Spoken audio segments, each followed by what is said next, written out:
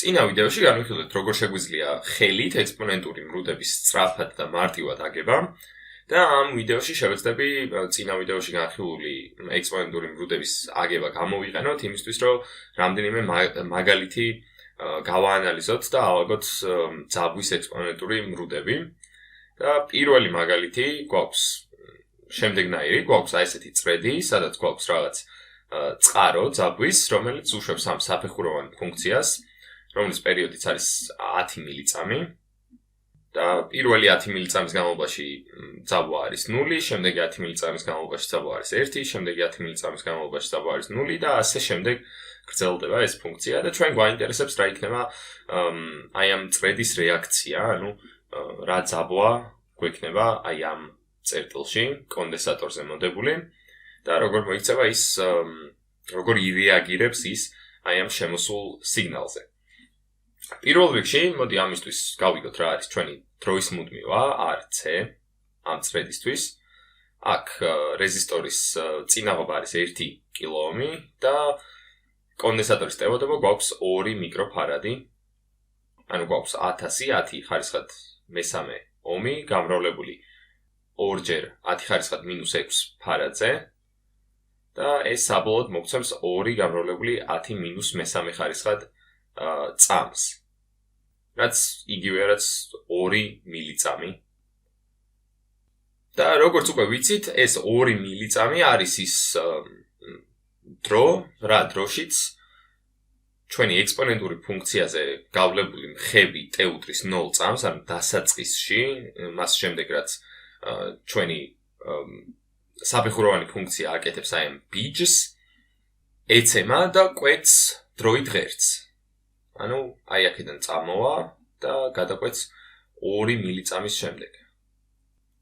და მეორე რაზეც ვისაუბრეთ არის რომ აი ამ 2 მილიწამის შემდეგ თვითონ ექსპონენტური ფუნქციის, ანუ ძაბვის მნიშვნელობა იქნება საწყისი მნიშვნელობის 37%. საწყისი მნიშვნელობა ამ შემთხვევაში გვაქვს 1 ვოლტი და შესაბამისად უბრალოდ 0.37 იქნება მისი მნიშვნელობა, ანუ აი ამ წერტილში გაივლის ჩვენი ექსპონენტური ფუნქცია და ახლა უკვე შეგვიძლია შევეცადოთ და ავაგოთ ის.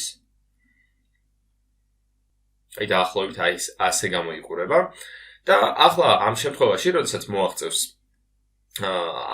გავა 10 მილიწამი და საფეხუროვანი ფუნქცია კიდევ ერთ ბიჯს გააკეთებს ამჯერად საპირისპირო მიმართულებით, ანუ გახდება 0-დან 1, აქაც შეგვიძლია ზუსტად იგივე ანალიზი გავაკეთოთ. პირველ რიგში ვიპოვოთ დროის კონსტანტის მიხედვით, RC-ის მნიშვნელობის მიხედვით, რა ადგილას, ანუ აქედან 2 მილიწამის შემდეგ გადაკვეთს აი ეს მხები ძაბვა უდრის 1 ვოლტ ხაზს და შემდეგ გავიგოთ მისი 37%. ამ შემთხვევაში ექსპონენტური ფუნქციის ამოტრიალებული ექსპონენტური ფუნქცია თავის საწყისი მნიშვნელობის 37%-ს მიაღწევს, როდესაც მნიშვნელობა იქნება 0.73. ანუ აი ამ მომენტში გვექნება 0.73 მნიშვნელობა. და ახლა შეგვიძლია დავხაზოთ თვითონ ეს ექსპონენტური მრუდი. და შემდეგ რა თქმა უნდა იგივე განმეორდება, რაც აი პირველ პერიოდში ჰქონდა, ისევ დაიწყებს ვარდნას და 2 მილიწამის შემდეგ მიაღწევს თავისი მნიშვნელობის 37%-ს და აი ასე მოიქცევა. რა თქმა უნდა ეს ძიგძიგი, რაც მე გამომდის არ ექნება ამ ფუნქციას, იქნება რა თქმა უნდა უფრო მეტად გაწმენდილი. და ახლა შეგვიძლია ვნახოთ, როგორ გამოიყურება ეს ფუნქცია, რომელიც კომპიუტერით არის აგებული და იქნება ზუსტი.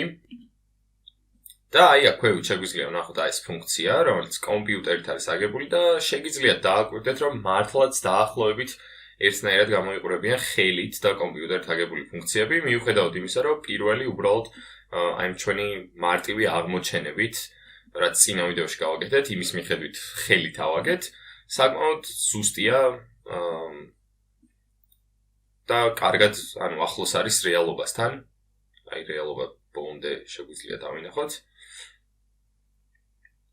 და იგივე მეთოდით, რა თქმა უნდა, შეგვიძლია საკმაოდ მარტივად, სულ რამდენიმე წამი გჭირდება იმისთვის, რომ გავიგოთ რა ფორმა იქნება ძაბვას, რომელიც ექსპონენტურად ეცემა ან იმატებს.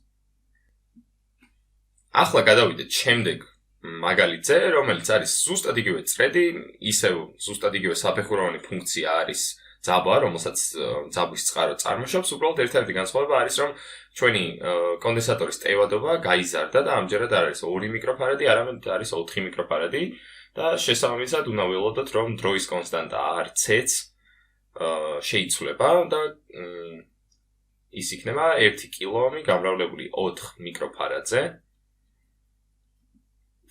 დეტალებში აღარ გამოვიყვან, ეს საბოლოოდ მოგცემს 4 მილიწამს, ანუ ეს იქნება ჩვენი RC-ს მნიშვნელობა. რაც გვეუბნება იმას, რომ აი ამ ექსპონენტური ფუნქციის მხები t უდრის 0-ზე გადაკვეთს დროით ხაზს 0-თელ, როცა დრო არის 4 მილიწამი, ანუ აი აქ იქნება ეს გადაკვეთის წერტილი და შესაბამისად ამ წერტილის ზევით მიაღწევს ექსპონენტური ფუნქცია თავისი საწყისი მაჩვენებლის 0.37-ს, ან 37%-ს და მოდი ამას იგივენაირად გავიმეორებ დანარჩენ ორ პერიოდზე. მეორე პერიოდის განმავლობაში, რა თქმა უნდა, ქვევიდან ზევით მიემართება ექსპონენტური, ანუ ამოტრიალებული ექსპონენტი გვაქვს და შესაბამისად აი ამ დროს მიაღწევს საწყისი საბოლოო მნიშვნელობის 63%-ს, რაც დაახლოებით აი ამ წერტილში იქნება და ბოლოს, რა თქმა უნდა, იგივე გვაქვს, რაც ჰქონდა დასაწყისში, ისევ 37%-ზე დაეცემა ეს ექსპონენტური ფუნქცია და ახლა შეგვიძლია ხელით ვცადოთ მისი აგება, ანუ პირველ შემთხვევაში გვექნება რაღაც დაახლოებით აი ესეთი. მეორე შემთხვევაში გვექნება აი ასეთი მრუდი და მესამე შემთხვევაში გვექნება შემდეგი მრუდი. და ახლა შეგვიძლია შევადაროთ ჩვენ მიერ აგებული მრუდი, რეალურად აგებულ მრუდს და როგორც ხედავთ, პატარა განსხვავება არის ამ ორ მრუდს შორის, რადგან აი მაგალითად აი აქ ქვევით, ჩემი მრუდი ჩადის ბოლომდე ქვევით, სადაც კომპიუტერით აგებული მრუდს არ აქვს დრო იმისთვის, რომ ბოლომდე ქვევით ჩავიდეს, ანუ ეს საფეხუროვანი ფუნქცია ბიჯს აკეთებს უფრო მალე, ვიდრე ექსპონენტური კლებით ძაბვა ბოლომდე დაიკლებს. აი მეორე შემთხვევაში შედარებით უფრო ზუსტი იყო ჩემი ნახაზი და რეალობასთან მივახლოვებული. მაგრამ მიუხედავად ამისა, საკმაოდ მალე შევძელით, რომ აგვეგო ეს მრუდები და ასევე თუ ცოტათი უფრო მეტად ზუსტად მივყვებოდით აი ამ მრუდის ფორმას, ლოგიკური იყო, რომ ეს ბოლომდე ქვევით არ ჩამოვიდა და ანუ შეიძლება ითქვას, რომ ეს ჩემი შეცდომა უფრო არის, ვიდრე ჩვენი ლოგიკის გამოყენების. და რა თქმა უნდა, რადგან ძაბვა ვერ ასწრებს ბოლომდე დაცემას, შემდეგ ნულიდან აღარ დაიწყებდა აი ამ მომენტიდან და მასე გააგრძელებდა ზევით ქვევით ასვლას და ჩამოსვლას აი ამ ექსპონენტური მრუდის მიყოლით. და საბოლოოდ, მოდი კიდევ ერთხელ გავიმეოროთ, რა ნაბიჯებს ვდგავთ იმისთვის, რომ ეს მრუდი ავაგოთ. პირველ რიგში ვითვლით ჩვენს დროით მუდმივას RC-ს, შემდეგ ამ RC-ს მიხედვით ვაგებთ ექსპონენტური ფუნქციის მხებს საწყის მომენტში, მას მერე რაც საფეხუროვანმა ფუნქციამ BG გააკეთა. ვპოულობთ იმას, თუ სად გადაკვეთა აი ეს მხები სად კვეთს დროით ხაზს, რაც არის ზუსტად იგივე, რასაც გვაძლევს RC და შემდეგ მას მერე რაც ვიპოვეთ ეს, მერე მივდივართ, ვნახულობთ საწყისი მნიშვნელობის, ამ შემთხვევაში 1-ის, მაგრამ ზოგადად V0-ის 37%-ს ჩვენს გრაფიკზე და ვსვავთ წერტილს. და ჩვენ ვიცით, რომ აი ამ RC დროის შემდეგ ჩვენი ფუნქცია უნდა ჩამოვიდეს ქვევით, ექსპონენტურად იმოძრაოს და გაიაროს აი ამ წერტილში.